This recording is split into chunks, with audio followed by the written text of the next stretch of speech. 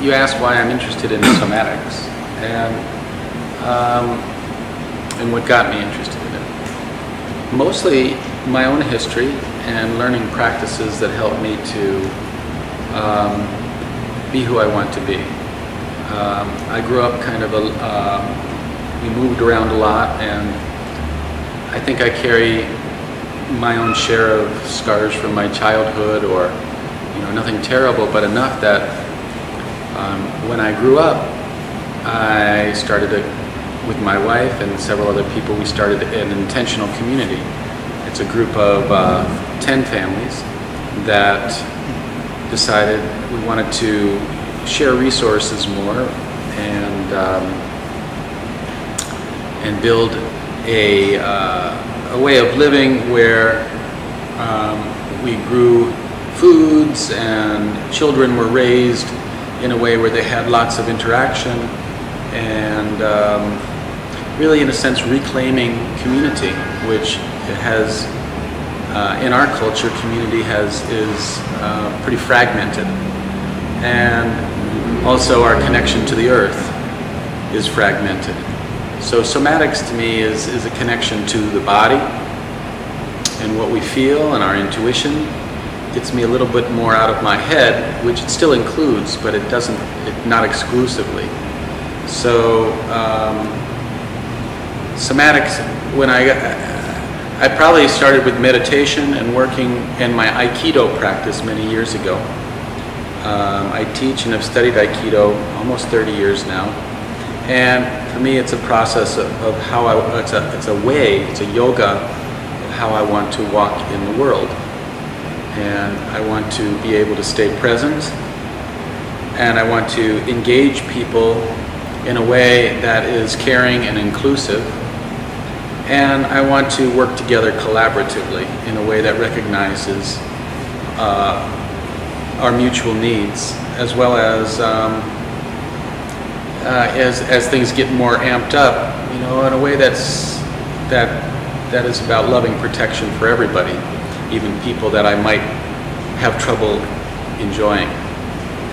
So there's been a lot of practices. Aikido is one, and I used to do a lot of political I was a political activist, where social justice and peace issues and how to work with people and gather people, and I found that talking was not enough. Being smart was not enough. To engage people, I had to engage my whole self, and I had to find my voice, which is all of me. It's my heart, my gut, my head, my feet on the ground, and gather my energy. And when I'm living in community, instead of hiding away like I had learned as a child, I wanted to learn how to speak and to be fully speak about what I care about in ways that people would hear. So a lot of the work has been around that, wanting to find my own voice and live in a way where I can stay full in the midst of community. So that's been my work. I've had a lot of places to practice and a lot of need for it. And what I also like doing is I enjoy contributing to other people's lives. So my personal commitment, or what I'm really excited about, is developing these practices that help me stay full, help me speak with my whole voice, and help me stay centered in the midst of life's changes and conflicts, and to offer those kinds of practices to other people to see if I can contribute in positive ways to their lives. So that's really what moves me here.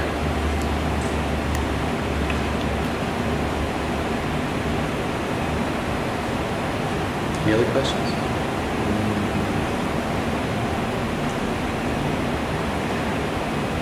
What is the objective of your life? Well, I think I just said it. The objectives in my life. I pretty much said it. I really care about a world where my children can grow up in. I really care about people being able to speak from their core what they really value. And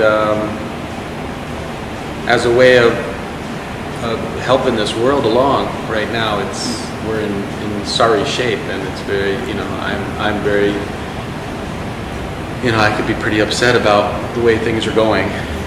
So what I want to do is help. When I help, my way of helping is, again, to help people touch in on what they care about. I think for me growing up, for almost everybody I ask, the question is, I say, you know, when I say, were you ever asked in school what do you care about, or what would you love to learn today? Most people just have a blank stare because they've never been asked that question. And so they're not practiced at touching in on what they really care about, what they value. They're more interested in how things work in relationship, and it's extrinsic motivation, what motivates them out there versus what moves them from inside. So for me, that's where the true power is. And I think the more of us that move from that place, the better off as a world community will be.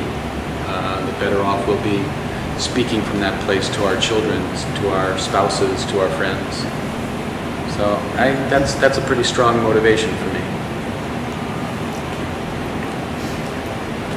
Yesterday you showed me your tattoo house.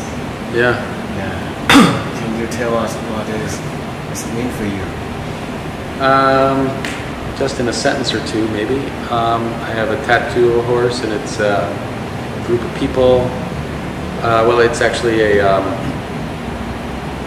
came from a group of people that where we help to bring people more consciously into their adulthood, as well as helping adults become more in their adulthood. So we take from the indigenous cultures around the world that are more intact, and recognize that these passages need to be acknowledged and honored and moved through with intention. So this was the group of people gathered organically. It's called Spirit Horse, and spent a lot of time in the woods and a lot of time with some of the ancient arts, and being out in the wilderness as a way of letting some things go and facing other things, and remembering who I am. And that's, I think, what we all are. And then there's also the men leading the younger men, and the women leading the younger women. It's a very beautiful process. So when I think of the horse, it comes from a cave drawing 20,000 years ago in France. That's where the cave drawing came from. And I like to think about it as, if you're lost in the dark, when you're riding the horse, you let the horse lead. And that to me is a metaphor for intuition. That's always a hard one to explain for me. Probably, you know, it's like, what is life to me? Because Aikido to me is a way of being. Literally translates to a way of harmony with nature or with energy. So I like the image of a wave, and I like the image of a surfer. You know, when life comes at you, when changes come at you, when conflict happens, it's like you can't stop the waves. But by centering yourself and really engaging all your own resources, and being aware of what is coming at you, really experiencing the wave, you can actually ride it. You can actually blend with it, blend with that force, and it will take you and move you faster than you ever thought possible. So that to me is the essence. When someone it's recognizing that if someone that I'm in conflict with, that if someone is attacking me, that they are a human being like me, and their essence, they have the same needs as me deep down. And I want to be able to learn how to honor and protect that in everybody. So if somebody attacks me, if I see them as an enemy, I become very disconnected from them. But if I can learn how to skillfully stay vulnerable and inclusive and safe, then I think I have a greater chance of healing the violence that's around me and finding the meaning held within the conflict that is really trying to be heard. So to me, that is what Aikido is. It's learning how to stay present in the midst of life's turmoils and changes. And it's a powerful practice, and it's one of those endless practices you learn all your life. I have a teacher who is Sensei Koichi Beresh. He's my teacher, and he is, I go watch him, I've, again, almost 30 years now, and I feel like a total beginner, which is kind of difficult but wonderful, because it's that beginner mindset is a really important piece to staying open. So, a lot of lessons in Aikido. Maybe the last question, and how about the heart of somatic consensus? Somatic consensus for me is a discourse that I've developed, and it's the basics of it, the pillars, the main elements are nonviolent communication, which are primarily verbal skills, but they're more about freeing up who you are, so we don't get imprisoned by the words that come out of our domination culture and a culture of control and hierarchy. It's actually changing words so we can speak more freely regarding what we care about. As a somatic coach, I have three main teachers. One is Richard Strozzi Heckler, who has taught me about somatic coaching, and he's if you're interested in learning about somatics, read some of his books. He has several. He's very articulate. Wendy Palmer, whose work is called Conscious Embodiment, also one of my teachers, and I gain a lot from her wisdom. Another is Stuart Heller, who also I've gone through his somatic coaching program, and his work is, although it's not based in Aikido, it's based in Kung Fu and Tai Chi. It really intersects well. So we have the nonviolent communication, we have the somatic work, we have the consensus. I've lived in an intentional community for 20 years, and we have operated by finding consensus with each other. Consensus is a practice, and it's very different. It's not just about decision makings, it's how you live your life together. And so in a way, it's complete yoga in itself. Mind, body, spirit. So the idea, and of course then there's Aikido, which I've just described, which is to me non-verbal, non-violent communication.